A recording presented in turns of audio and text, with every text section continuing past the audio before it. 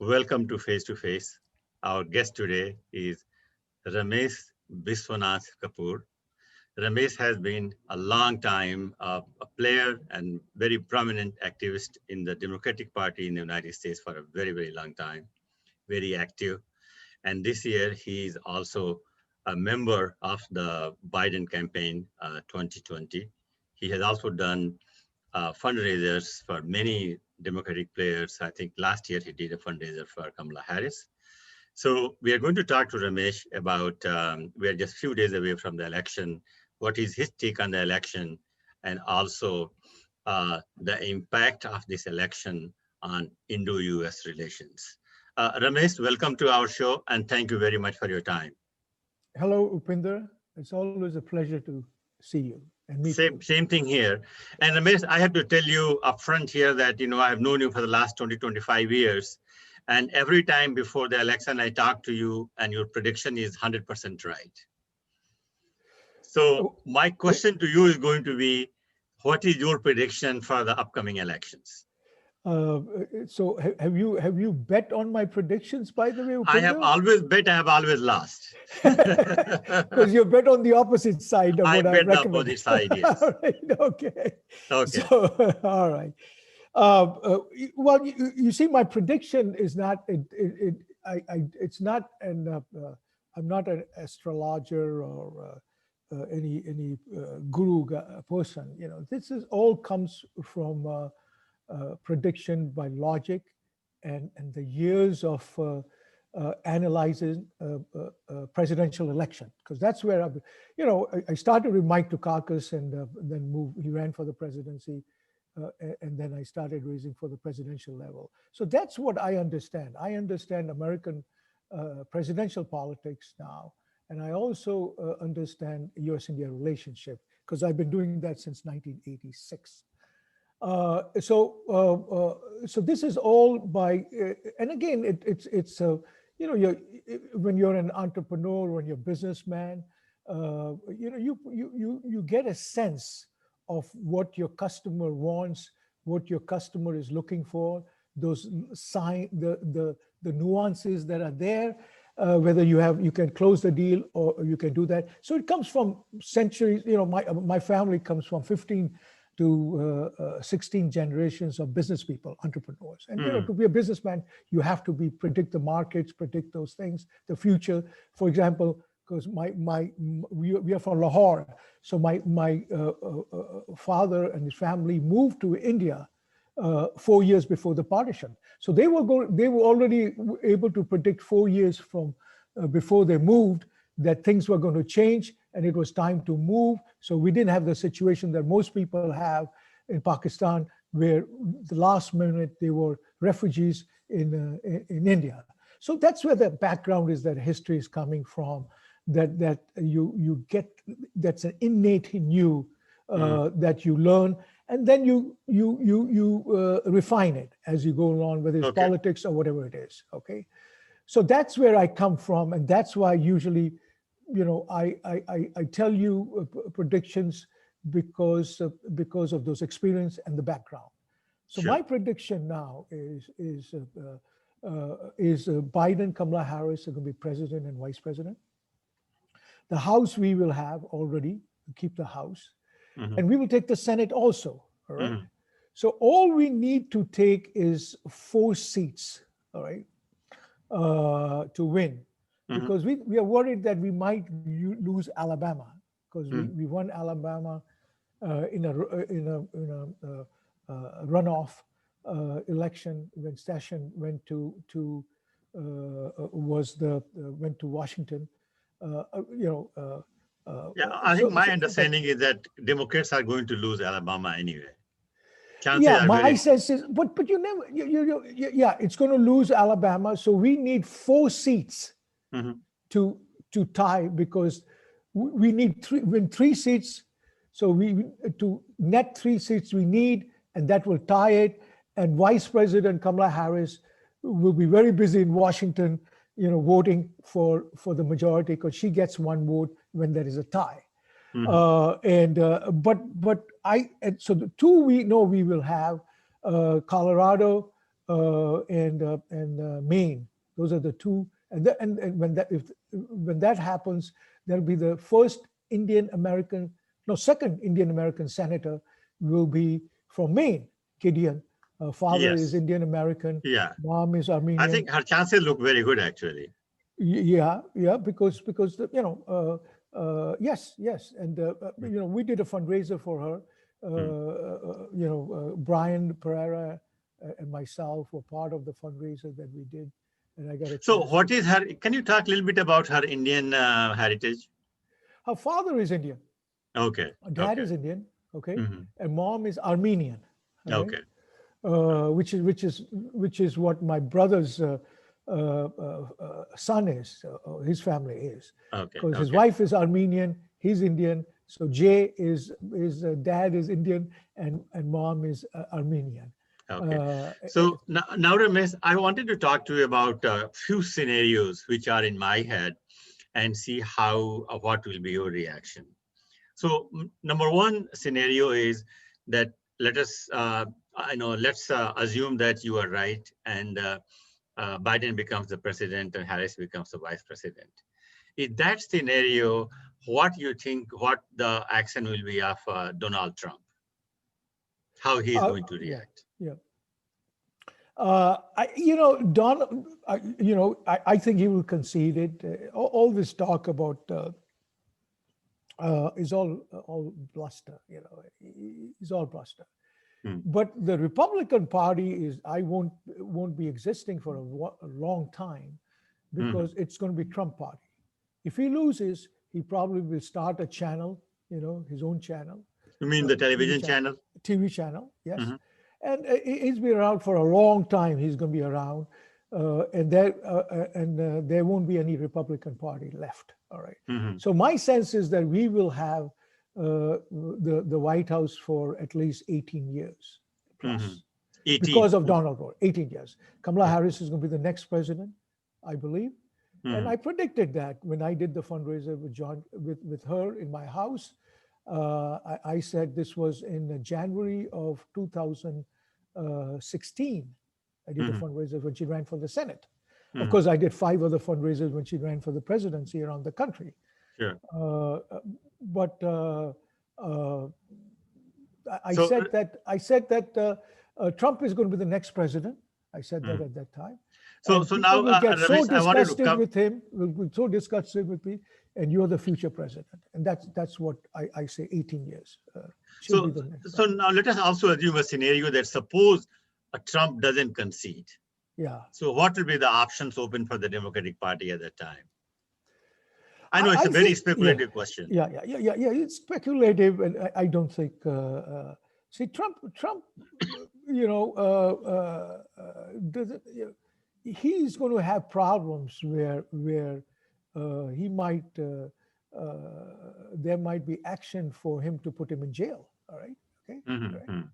After with all the other things, the Russia things connection that is there, all that is coming out. Mhm. So I don't think he will put gasoline on the fire that's already there. Okay. But but he'll take over the Republican Party. He's going to be a problem for that, and that's what he wants. That's what he basically will do, and make a lot of money like he's doing now. Sure. So now, second scenario is that Biden and Harris win, and the Democrats maintain the majority in the House, Correct. but they do not win the extra seats in the Senate. Right. So how functional this presidency will be of Biden? Well, it would be as functional as Obama's presidency. Okay, we Hmm. didn't have the Senate, right? But it still functioned. Okay, Hmm. the problem comes is if you have the White House and the Senate with the same Republican Party, that's where the problem started to Hmm. happen. So Back in the now, so Ramesh, now the chances are that there is a very good chance that I think Democrats might sweep the House and the Senate, and of course, the presidency. In that context, what you think is going to be different with this administration as compared with the last 4 years? Well, of course, the one thing will be is that decisions will not be made from the seat of the pants. Okay, it will be nicely thought out decisions, and more decisions will be given on the cabinet levels, than everything in the White House. Everything done. Of course, the White House will be strong. The chief of staff will be strong. But my sense is that Biden is more of a delegator. All right, Mm, even more than Obama was. But then Obama was in the middle, Trump is in the extreme, and Biden is more institutionalist.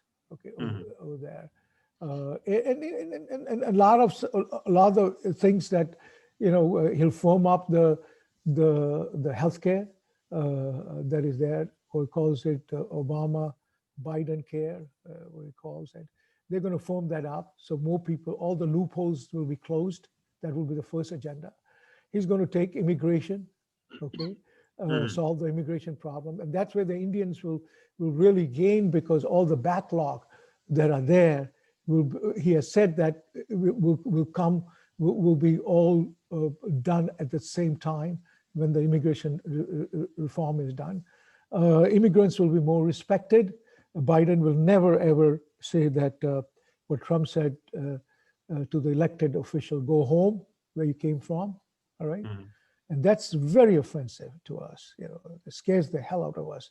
And I did, somebody asked, New York Times interviewed me and asked me, why do you think the Indians gave 3.3 million? We did two fundraisers. I did one in locally over here, Zoom fundraiser. We raised $2.5 million with the Jewish community and myself. And then I did a national event where Vivek Murthy was also the star other than Biden, because we wanted to push him for cabinet level. Okay, so this is how we did. We ended up raising $3.3 million. mhm. So so New York Times called me up. Emily called me up and asked, why the highest? And I said, there were about 20 people who wrote $100,000 checks from Mhm, Wall Street and other places. 100,000. I mean, I never heard. I used to have 2 or 3 people writing me 100. But mhm, the reason I told her, the reason is that Trump scares the hell out of us when he mhm, says, "Go home where you came from." When he can say that to the elected folks that were born over here, okay, that was the key part. That and also I mean, you this are referring to the Democratic reps in the Congress, right? correct Yeah. Okay. representative Mhm, mhm, when he said about Alexandria, Omar, mhm. and a couple others to go home where they came from, and they were Sure. born here, except Omar was young when she was over here, Mhm, and that scares the hell out of us. I don't know about you. I'm sure everybody has experience, and I don't think we have talked to our kids.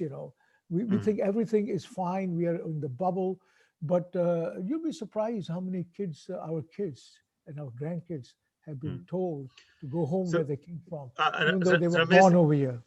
I wanted to also touch base with about as far as the India is concerned, because we have a very large and very active Indian American population in the US. India always comes in the issue. And then that is where the Indian community is very much divided, that Right. who is good for India is Republicans or Democrats. And what is your take? And I want you to talk in a historical perspective. Okay. Well, and let me refer Biden. Okay, we are talking about how would Biden be compared to what Trump was, and is. Uh, Okay. in Biden in 1975,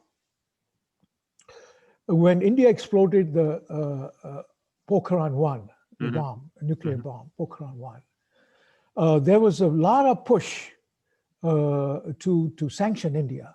Hmm. And one of the leaders was Ed Markey over here that was pushing to censor A India marquee from Massachusetts, right? from Massachusetts. He was Hmm. a congressman at that time, Hmm. all right? And Biden voted in the Foreign Relations Committee in the Senate against sanctions for India. Mhm. And at the end of the results, when they came out, the votes in the Senate came out. Uh, Jimmy Carter was the president. He won by one vote, and Mhm. it was Biden's vote. Mhm. At that time, if India had sanctions, the Indian diaspora wasn't strong enough. They never had any. India did not have any friends. It would have really affected India, which it did not affect as much when India exported Pokhran 2 at that Mhm. time, because we were strong. The community was strong. We had done different fundraisers in the Democratic Party, and also Ted Kennedy came out, softened the blow off, because we did an event at the Indian American Forum for Political Education in Washington, D.C. And he said, I know we have hiccups with India at the present time, but I know the humanity of India because I was there when Bangladesh was created and I saw the humanity of India. So that really softened the blow. And then little by little, we took all the sanctions out. Bill Clinton was the president at that time. That's what we, but Biden's role was critical at that time. Then we go back to the next. You see, everybody gets, our community has to realize that we cannot be, I always say that do the right thing at the right time, and the rest of it don't matter. All right. So all these minor stuffs that people are noise, I call them noise, background noise, that people are getting excited about. You got to look at the big point. Biden, the big picture I told you about his critical vote at that time. Pokhran 1 was now second critical vote during the civil nuclear deal. Okay, Mhm. even though it was George W. Bush, they hated George W. because of the Iraq War and because of torture and voting, torture that was going on at that time. They hated. We hated him. Okay, but still, 86% of the Democrats voted for India. All right. Mhm. uh, and then so he was critical. He was critical. John Kerry was critical. He was critical. Reid was critical. Kennedy was critical. These are the senators that were critical in getting the vote passed in the Senate, and we passed on the lame duck session. If that bill wouldn't have gone through, it would be dead. Going back to bigger things, we're going to look at bigger things. Pelosi was a key person, right? I know Mhm. Ro Khanna is controversial a little bit over here now, but I'll tell you, Ro worked with me very closely with Pelosi to get those votes in. All right. Of course, he wanted to. He knew that if this bill did not pass through, his career would be dog shit. Okay, at that time, he Mhm. wouldn't take off at all. So But I just but want but you he to. was helpful, and we get all bent out of shape about, oh, he didn't say this, who didn't that, you know. And our problem is that first of all, two things is we are really really terrible on ourselves. Okay, Mhm. we over expect, and we are more critical than ever. Okay, and the other thing is that the phrase "Ghar ki murgi dal barabar." Okay, Mhm. Mhm. we constantly do that. We always underestimate. Okay, I knew Kamala Harris could be the next president. Most people never thought about it. Oh, she could be vice president. Okay, I was sending emails to everybody. Okay, she didn't become chief president. She'll be the vice president. Sure enough, that's what happened. And we've got to get out of that. Okay, because if we do not get out of it, our kids and our grandkids won't be future presidents. Okay, because Mhm. we will always think that is never possible out of them. So now, Ramesh, talking about this, I mean, I think we have an amazing crop of Indian American politicians here in the US right now. You go in any sector, you find that. And, I think we have four of them in the House. And then, of course, Kamala Harris was in Senate. We are getting another one, hopefully, from Vermont. Maine. Maine, sorry, Maine, yes.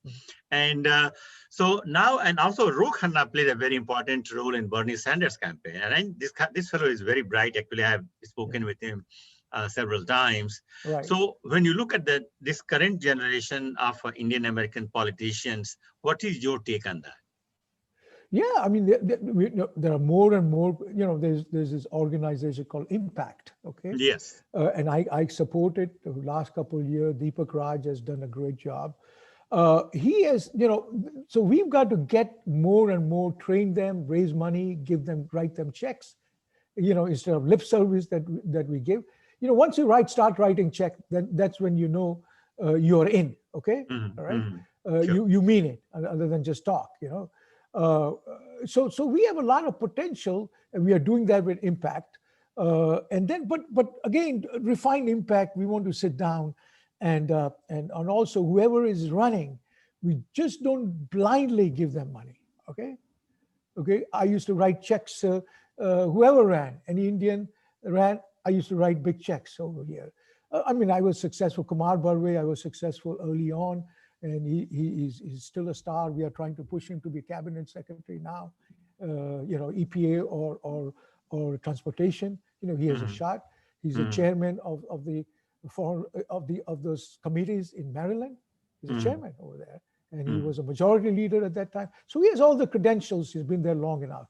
But what I want to do is, I talked to Deepak recently, is that what we want to do, all these folks that are running, we have to teach them 101 India and 101 Hinduism.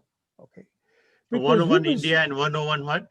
Hinduism. Okay. Hinduism. Okay. Because that's a major religion. Okay. Hmm. In India, 80% are Hindus. Okay. We've got to teach them basic Hinduism, okay, what it is. They don't know anything about it, all right? Hmm. And they're getting the stories from the other side about Hinduism, or other side about India, all right? And all of a sudden, the first reaction is to think that everything is wrong with India, everything is wrong with Hinduism, all right? Uh, so that, and we have not taught, yeah, there's Shishubhati, there are only a small section.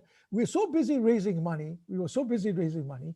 So we don't teach our kids that. So all of these folks, Rokhana, I talk to them. They are not, and to the point that they changed to Christianity.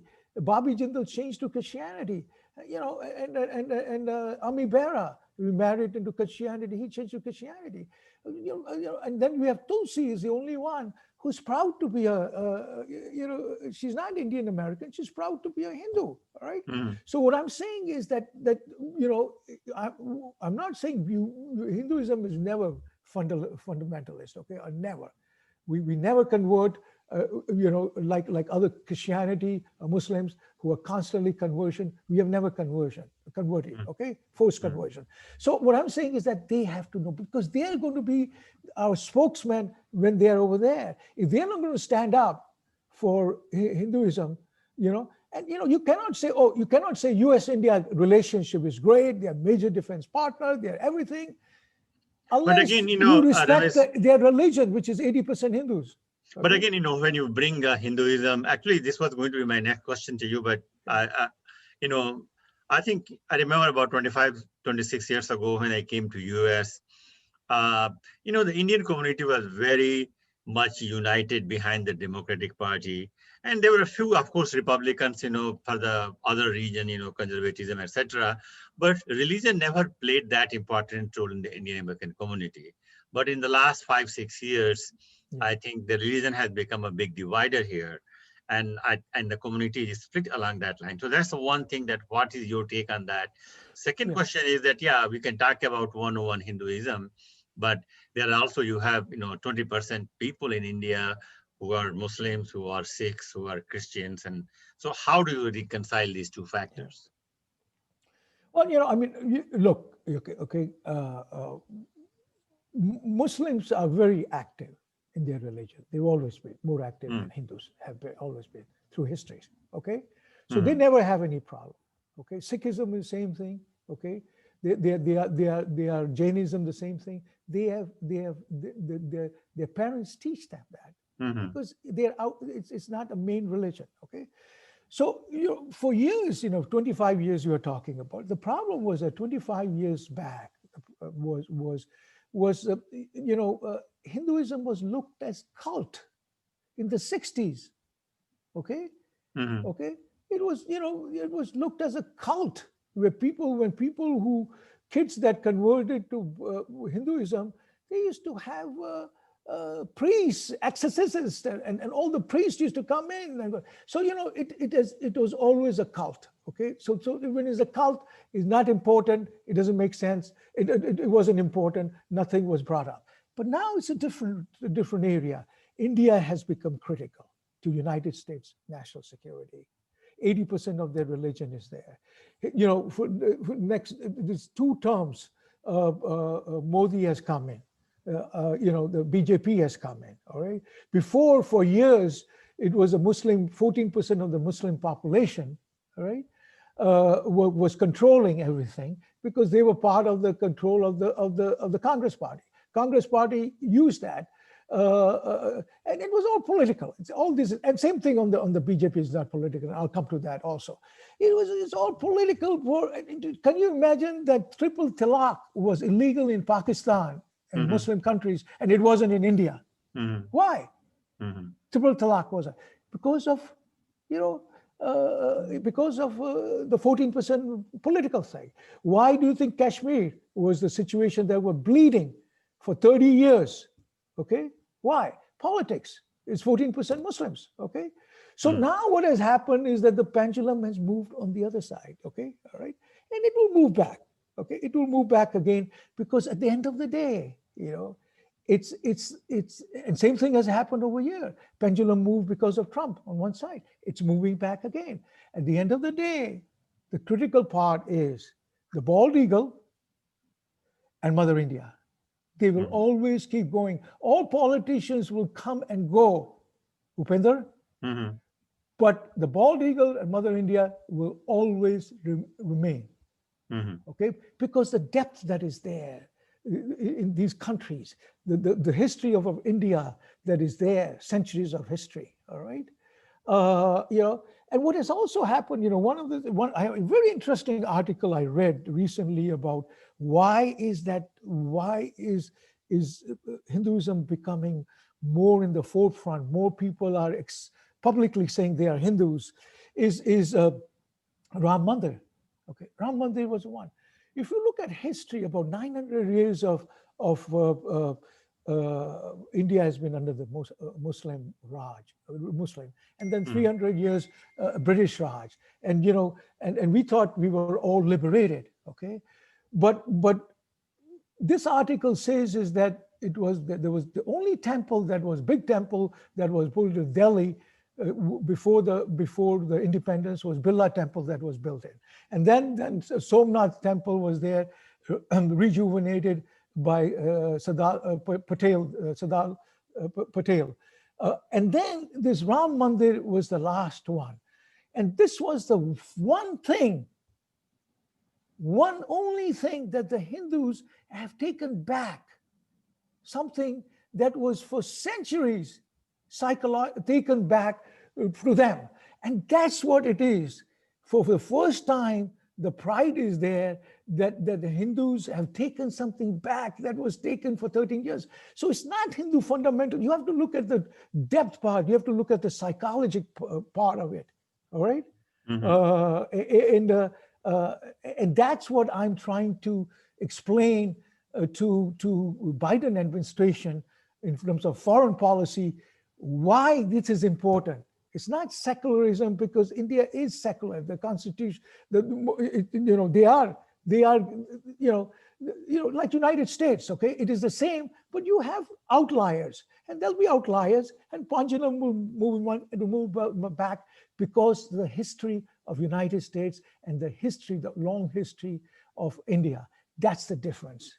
Okay. And that's what the foreign policy, those nuances, is that these politicians don't understand. We have to spend the time and we have to teach them. And this is, we are teaching it. And India and these damn bureaucrats, Indian bureaucrats, have got a free ride over there. They're not spending any time, any money or anything in there. They do not understand American politics. They think they understand American politics.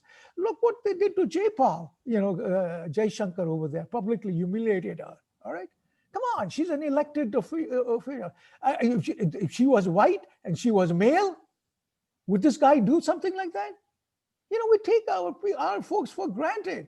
Okay, Yeah, ghar ki murgi dal barabar. So also India has to understand, okay, how politics works over here, and not think that they can. Yes, India is critical to the United States national security, but India needs also the way situation is in China right there. All sure, right. sure, sure. So that education has to also be to the bureaucrats.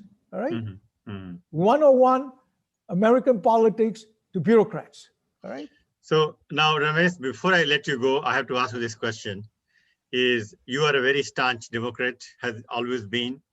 So how the last 4 years has been under the Trump administration? How the Trump administration has affected your life? It has not affected my business. Okay. Okay. Let's start Okay, off let's with talk that. about as a person, just Okay. My life, my home life has been crap. Okay. hmm, Because every time my wife looks at Biden, looks at Trump. Trump on TV, her mood goes off. Yeah. Right. And guess what? And there goes my romance that night also. Okay, all right. So it's been terrible. So Yeah. if for any reason I want Trump out, that's the main reason I want Trump out. Well, Okay. I'm sure there are many people like you in the in the US, and so and So, Pindar, let's take a poll on that. Okay. okay, I think that's a good idea. Sure. So we can pay. I'll contribute some money to that poll also. Okay, sure. I might take you on your that word. But Ramesh, thank you very much, and it's a Yeah. really great insight you provided, and I really appreciate your time. All right, Upinder. Thank you very much. Thank Goodbye. you. Thank you.